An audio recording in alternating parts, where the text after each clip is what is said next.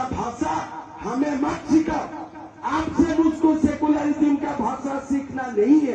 अभी अभी हमारा सांसद जी ने भाषण दिया था, वसुधैव कुटुंबकम हम जानता हूँ, वसुधैव कुटुंबकम विश्व को हम दिया हूँ। हमें सेकुलरिज्म का बात मत सिखाओ।